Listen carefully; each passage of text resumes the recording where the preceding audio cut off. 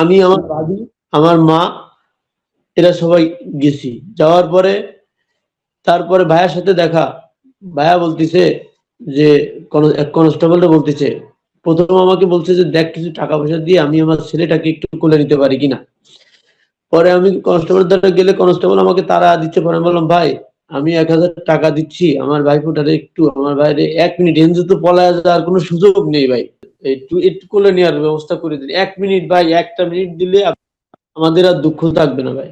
তো বলছে ভাই এটা সম্ভব না। তারপরে যখন বলছে সম্ভব না, তখন আমার ভাইয়া কনস্টেবলের পাও জড়ায় ধরেছে। ওই কোর্টের মধ্যে ওই পাও জড়ায় ধরার সঙ্গে সঙ্গে লোকজন আসে। আমার ভাইয়াও কান্নাকাটি করছে। আমার ভাইয়ের সাথে ওই লোক, কোর্টের লোকজন, কোর্টের নিরীহ লোকজন, তারা তো আমার ভাইয়ের চেনে না, তারাও কান্নাকাটি করছে। আমি আমার পায়ে জড়িয়ে ধরলো কেন পুলিশের? পায়ে জড়িয়ে ধরলো যে হ্যান্ডকাপটা একটু খুলে দিয়ে আমার ভাইপোটাকে একটু কোলে নেবে, তার ছেলে তার সন্তানকে একটু কোলে নেবে, মানে এক মিনিটের জন্য একটু কোলে নেবে। তারপরেও সেই কনস্টেবল বা পুলিশের তাদের মন গলে নাই। তারপরে আপনার যখন জজ সাহেবের কাছে গেল, জজ সাহেব বললো যে জজ সাহেব আপনার সাথে আমার একটু কথা আছে। তো সে বলেন। তো জজ সাহেব বললো যে স্যার আমার সন্তানটা 8 মাস বয়স, আমি 9 মাস বয়স, আমার 9 মাসে আমি সন্তানের 1 মিনিটের জন্য একটু কোলে নিতে পারিনি স্যার। আমার হ্যান্ডকাপটা খুলে দিলে আমি যদি আমার ছেলেটাকে একটু 1 মিনিট কোলে নিতে পারতাম। তখন জজ সাহেব, তখনও কিন্তু তার ওই যে 2টা হ্যান্ডকাপ লাগানো হাতে, জজ সাহেবের সামনেও। তখন জজ সাহেব বলেছে যা বলার আপনি লিখিত দেন। জেলার সাহেব সে বলে 2 মিনিটের বেশি 1 মিনিটও কথা বলা যাবে না। ঘড়ি ধরে বসে রয়েছে যে 2 মিনিট। পরে রিকোয়েস্ট করে আমরা বললাম তাহলে 2 মিনিট না, আপনি 10টা মিনিট দেন। ওর ছেলেটারে কোলে নিতে পারে নাই, আপনি 10টা মিনিট দেন। বলেছে না, তাহলে দেখাই যাবে না, তাহলে গাড়ি নিয়ে আপনার আবার ফিরে যেতে হবে। আমন্ত্রণ জানাচ্ছি প্রিয় দর্শক, মানচিত্রের নিয়মিত আয়োজন কথোপকথনের। পুরো বাংলাদেশ আরো একবার কেঁপে উঠল চরম নির্মম বাস্তবতার মধ্য দিয়ে। আপনারা জানেন যে বাগেরহাট উপজেলা ছাত্রলীগের সাবেক সভাপতি জুয়েল হাসান সাদ্দাম কারাগারে বন্দী দীর্ঘ 9 মাসেরও বেশি, প্রায় 1 বছর। আর সেইখান থেকে প্রচন্ড হতাশা থেকে সাদ্দামের স্ত্রী স্বর্ণালী নিজের 9 মাসের সন্তানকে হত্যা করার পর নিজে আত্মহত্যা করেন। এই বিষয়টি আমরা কেউ মেনে নিতে পারছি না। আসলে হতাশা কি শুধু এই কারণেই ছিল, নাকি এর পেছনে অন্য আরো অনেক কারণ রয়েছে? কি অবস্থায় রয়েছে এই মুহূর্তে সাদ্দামের পরিবার? এসব বিষয় নিয়ে আমরা কথা বলবো। এই বিষয়ে কথা বলার জন্য আমাদের সঙ্গে যুক্ত রয়েছেন জুয়েল হাসান সাদ্দামের ভাই শহীদুল ইসলাম। শহীদুল ইসলাম, আমি একটু আপনার সঙ্গে জানতে চাই আপনার কাছ থেকে যে সাদ্দামের সহধর্মিণী স্বর্ণালী নিজের সন্তানকে হত্যা করার পর নিজে আত্মহত্যা করলেন। এই যে প্রচন্ড এক ধরনের হতাশা, এই যে অভিমান, এর মূল কারণটি কি আপনি একটু বলবেন আমাদেরকে? মানে সাদ্দাম কবে আটক হলেন এবং কতদিন কারাগারে রয়েছেন, এবং আর কি কারণ রয়েছে? সাদ্দাম এপ্রিল মাসের 4 তারিখে আপনার অ্যারেস্ট হয়েছে। তাকে 6 তারিখে সোনারগাঁয়ে দেখানো হয়েছে। বাগেরহাটে অনেক মব সৃষ্টি করার জন্য অনেক চেষ্টা করছে। কোর্টে মব সৃষ্টি করার জন্য জামাত বিএনপির লোক অনেক জড়ো হয়েছিল। হওয়ার পরে আপনার তারপরে বাগেরহাটে প্রশাসন তাকে সোনারিশ না দেখে জেল গেটে নিয়ে গেছে। নেওয়ার পরে জেল গেটে থাকা অবস্থায় তাকে পরের দিন আবার সোনারিশ দেখাইছে। দেখানোর পরে তাকে নিয়ে যাওয়ার পরে প্রথম দিন তাকে 7 দিনের রিমান্ড চাইছে একটা মামলায়। তারপরে সেখানে 2 দিনের রিমান্ড মঞ্জুর হয়েছে। 2 দিনের রিমান্ড মঞ্জুর হওয়ার পরে তারপরে তাকে রিমান্ডে ডান্ডাবেড়ি পড়ায় একটা ছেলে তাকে রাখছে কোনো বিছানা ছাড়া। তার ডান্ডাবেড়ি পরানোর কারণে তার ওই যে গ্রিপ, মানে আপনার গ্রিপ পাইপ পরে তার ডান্ডাবেড়ি, অল টাইম ডান্ডাবেড়ি, সেলের ভিতরেও তাকে ডান্ডাবেড়ি পরায় রাখছে। সেলের মধ্যেও তাকে ডান্ডাবেড়ি পরায় রাখছে। রাখার পরে তাকে তার যে সুযোগ সুবিধা কোনোটাই, জেল গেটের কোনো সুযোগ সুবিধা আমরা ভোগ করতে পারিনি। আমরা যখনই গেছি জেলার জেল পুলিশের মাধ্যমে আমাদের সাথে বিভিন্ন ধরনের আচার আচরণ, আমাদের মানসিক টর্চারিং অনেক করছে। রাজনৈতিক আমার ভাইয়ার মামলা হচ্ছে 11টা। এই পর্যন্ত 8টা মামলায় আমার ভাইয়া জামিন আছে। 8টা মামলায় জামিন আছে। 8টা মামলায় জামিন করানোর জন্য আমাদের অনেক অর্থের, আমাদের হাইকোর্টে একটা যে মামলা আপনার এখানে নিম্ন আদালতে জামিন হয়ে যায়, সেই মামলা আমাদের হাইকোর্ট করা লাগছে। হাইকোর্টেও জামিন দেয় নাই। হাইকোর্টেও জামিন অনেক সময় যে মামলা হাইকোর্টে মানে জজ কোর্ট নিম্ন আদালতে জামিন দিয়ে দেবে, সেই মামলা আমাদের হাইকোর্টে 3-4 বার ফেরত দেওয়ার পরে 2-3 মাস পরে জামিন দিছে।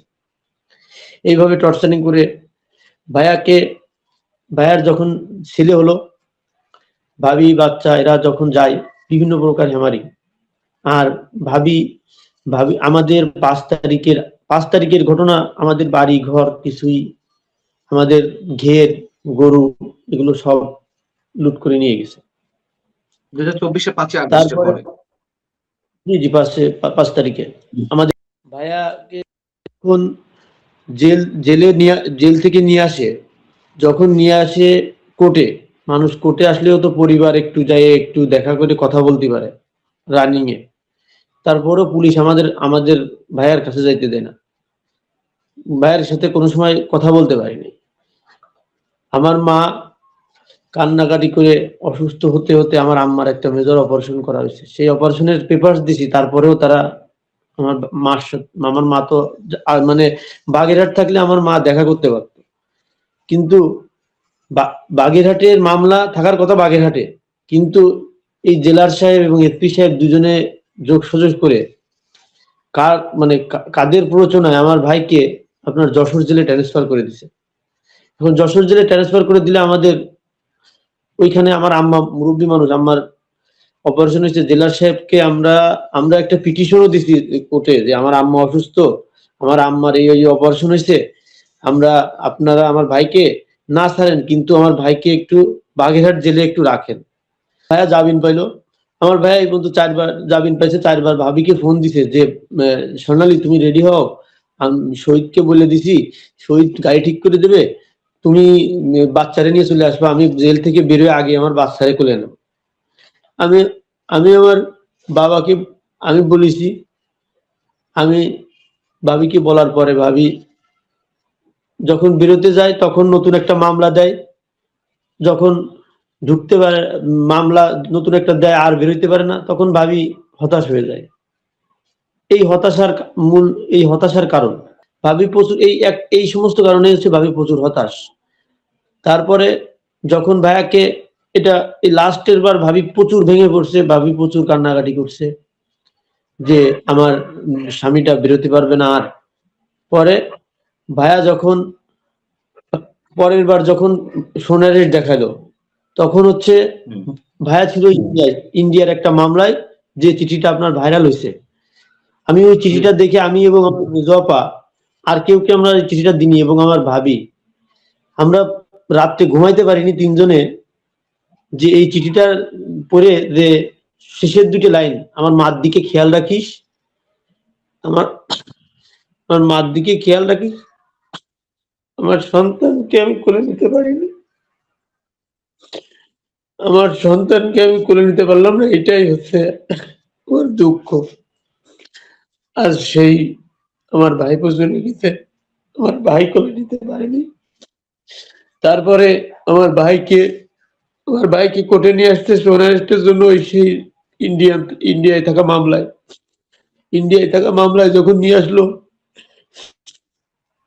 আমাদের কাউকে কোনো কিছু জানায়নি। তারপরে আমাকে উকিল সাহেব ফোন দিয়ে বলছে যে আজকে শুনানি, তখন হওয়ার কথা ছিল তার 1 সপ্তাহ পরে শুনানি করেছে। এই 1 সপ্তাহ জামিন হওয়ার পরেও ফাউল জেল কাটিছে। তারপরে সে নিয়ে আসছে, তারপরে আপনার সেই পাসপোর্ট জমা দেওয়ার পরে যে রায়টা ওই তৎক্ষণিকই দেওয়ার কথা, সেই রায়টা একদিন পরে যে দিছে সেই রায়টা। তারপরেও 3 দিন জেলে রাখার পরে তারপরে আমার ভাইয়াকে নতুন করে আবার নতুন একটা মামলা দিছে চিতলমারির। ভাইয়া সেই চিতলমারির আগে যখন ওই যে ইন্ডিয়ার মামলায় যখন আমার ভাইয়া আসলো হাজিরা দিতে, তখন আমি, আমার ভাবি, আমার মা, এরা সবাই গেছি। যাওয়ার পরে তারপরে ভাইয়ার সাথে দেখা, ভাইয়া বলতেছে যে এক কনস্টেবলটা বলতেছে, প্রথম আমাকে বলছে যে দেখ কিছু টাকা পয়সা দিয়ে আমি আমার ছেলেটাকে একটু কোলে নিতে পারি কিনা। পরে আমি কনস্টেবল দ্বারা গেলে কনস্টেবল আমাকে তাড়া দিচ্ছে, পরে আমি বললাম ভাই আমি 1000 টাকা দিচ্ছি আমার ভাইফোঁটারে একটু, আমার ভাইরে 1 মিনিট এনজে তো পলায় যাওয়ার কোনো সুযোগ নেই ভাই, আপনিও সন্তান, আমিও পুলিশ পরিবারের সন্তান, আমার ভাইও পুলিশে চাকরি করে, আপনি সেই ভাইটার দিক তাকায় আমার ভাইরে একটু, আমি 1000 টাকা দিচ্ছি, আপনি এই 1000 টাকার বিনিময়ে হলেও আপনি একটু ভাইয়ের একটু দেখা করার ব্যবস্থা করে। সঙ্গে সঙ্গে লোকজন আসে, আমার ভাইয়াও কান্নাকাটি করছে, আমার ভাইয়ের সাথে ওই লোক কোর্টের লোকজন, কোর্টের নিরীহ লোকজন, তারা তো আমার ভাইয়ের ছেড়ে না, তারাও কান্নাকাটি করছে। আমি পায়ে আমার জড়িয়ে ধরলো কেন? পায়ে জড়িয়ে ধরলো কেন পুলিশের? পায়ে জড়িয়ে পায়ে জড়িয়ে ধরলো যে হ্যান্ডকাপটা একটু খুলে দিয়ে আমার ভাইপোটাকে একটু কোলে নেবে, তার ছেলে তার সন্তানকে একটু কোলে নেবে, মানে এক মিনিটের জন্য একটু কোলে নেবে। তারপরেও সেই কনস্টেবল বা পুলিশের তাদের মন গলে নাই। তারপরে আপনার যখন জজ সাহেবের কাছে গেল, জজ সাহেব বললো যে জজ সাহেব আপনার সাথে আমার একটু কথা আছে, তো সে বলেন। তো জজ সাহেব বললো যে স্যার আমার সন্তানটা 8 মাস বয়স, আমি 9 মাস বয়স, আমার 9 মাসে আমি সন্তানের 1 মিনিটের জন্য একটু কোলে নিতে পারিনি স্যার, আমার হ্যান্ডকাপটা খুলে দিলে আমি যদি আমার ছেলেটাকে একটু 1 মিনিট কোলে নিতে পারতাম। তখন জজ সাহেব, তখনও কিন্তু তার ওই যে 2টা হ্যান্ডকাপ লাগানো হাতে, জজ সাহেবের সামনেও। তখন জজ সাহেব বলেছে যা বলার আপনি লিখিত দেন। তখন বললো যে স্যার আমি তো একটু আমি তো এখান থেকে, আমার আম্মা অসুস্থ, আমারে একটু কষ্ট করে আমার সন্তানটা ওই যশোর যাইতে দেরি হয়, আমি একটু 15 দিন পরে একদিন একটু দেখার সুযোগ পাই, আমার সন্তানটার একটু দেখার ব্যবস্থা করে দেন, আমি যেন এই বাগেরহাট জেলে থাকতে পারি। তখন বলছে যে আপনি দরখাস্তর মাধ্যমে এটা অ্যাপ্লিকেশন দেন, আমরা সেই উকিলের মাধ্যম থেকে সেটা শুনানি করাইছি, কিন্তু কোনো লাভ হয়নি। আর তারপরে ওই সময় যে সাদ্দাম তার শিশু সন্তানকে কোলে নিতে চাইলো, জাজের কাছে অনুমতি চাইছিল, তারপরেও কোলে নিতে দেয়নি, হ্যান্ডকাপ খুলেনি। কেউই দেয়নি ভাই, কেউই হ্যান্ডকাপ খুলে নাই, কেউই দেয় নাই। ও ও কান্নাকাটি করতে করতে প্রিজন গাড়িতে উঠিছে, আমরাও কান্নাকাটি করতে করতে ওর পিছনে দৌড়তে গেছি। কিন্তু আমার একটা আইন কি মানবিকতার থেকে আইন বড় ভাইয়া? আওয়ামী লীগ করেছে এই জন্যই কি অপরাধ? আপনি আমাদের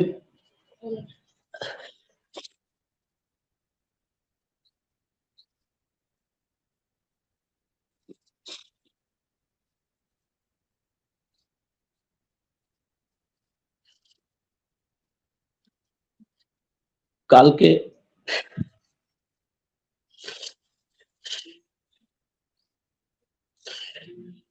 তারপরে যখন এটা হচ্ছে ওই দিনের ঘটনা, তারপরে ভাইয়ের ওই মামলা তো আমরা করতেছি, আমরা 15 দিন পরে একদিন দেখতে যেতে হয়, আমরা চাকরির কারণে, পারিবারিক কারণে আমরা দেখা করতে পারি না। আমার পরিবারে একটা পুরুষ নাই যে দেয় আমার ভাইয়ের সাথে দেখা করবে।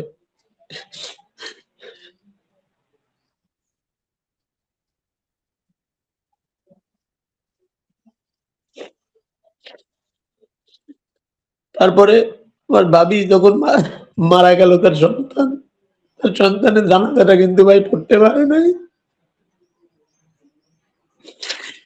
তার তো আমরা প্যারেলে মুক্তির জন্য ওই সময় তৎক্ষণিক আমি আমার মামারে দিয়ে ওটা অ্যাপ্লিকেশন করেছি, আমি ঢাকায় থাকি, আমি ঢাকা থেকে রওনা দিচ্ছি, আমি বলেছি তুমি ডিসি অফিসে যাও, পরে বলে ডিসি অফিস বন্ধ। আমরা সেই বন্ধের পরে সেই ডিসি অফিস থেকে আমরা সেই ড্রাফটিং করে নিয়ে যেয়ে আমরা ডিসির বাংলোতে গেছি। আমার মামা গেছে ডিসির বাংলোতে, যাওয়ার পরে ডিসি সাহেব ডিসির বাংলোতে যাওয়ার সাথে মামা দেখা করেছে, ডিসি সাহেব ফোন দিল জেলার সাহেব না এসপি সাহেব রে, এসপি সাহেব বললো যে না এটা প্যারোলে মুক্তি দেওয়া যাবে না, এটা আমাদের আইনে আসে না। তারপরে আমরা অনেক আউটা আগতি বিনতি করেছি, কিন্তু কোনো ভাই, আমার ভাই তো রাজনীতির বাইরে তো সে একজন পিতা, সে একজন স্বামী, সে তার ছেলের জানাজাটা পড়াটা এইটুকু তার ছিল না। তারপরে তারা বলিতে যদি কিছু করতে হয় তাহলে আপনারা এসপি সাহেব বলিতে, এবং বাগেরহাটের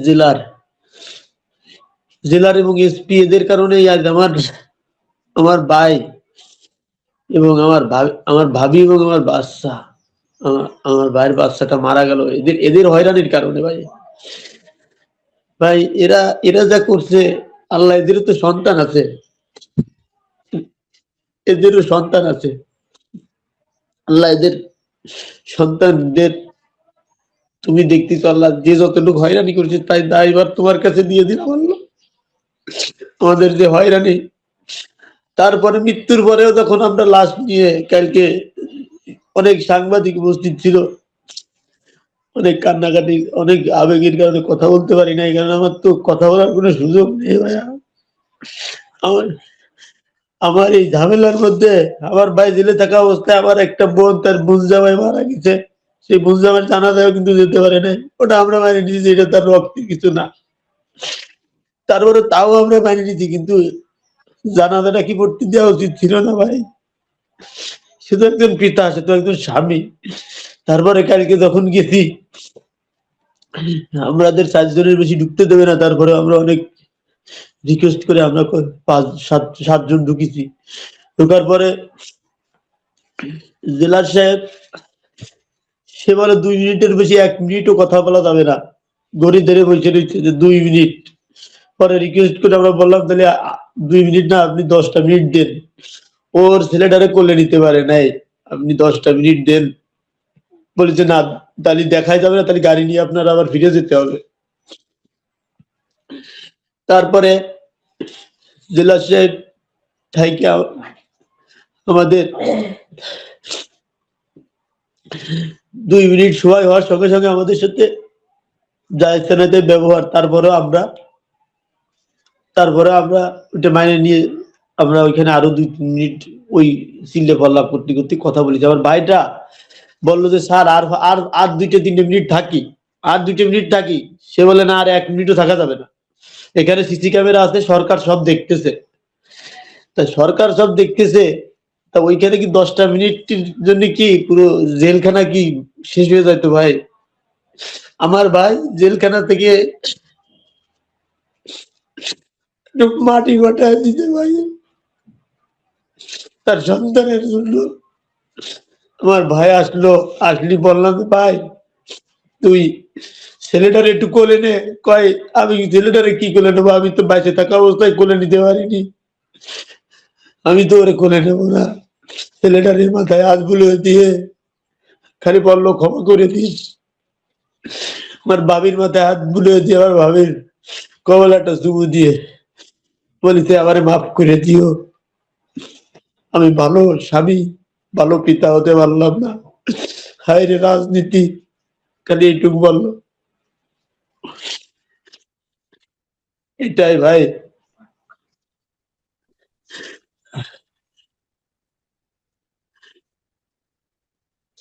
এই হত্যাকাণ্ডের জন্য আহ, শহীদুল ইসলাম, আপনি কাকে দায়ী করতে চান? আমি এই হত্যাকাণ্ডের জন্য এই রাষ্ট্রকে দায়ী করতে চাই, এবং আমি বলতে চাই এই দেশে আমাদের জন্মগ্রহণ করা হয়েছে ভুল।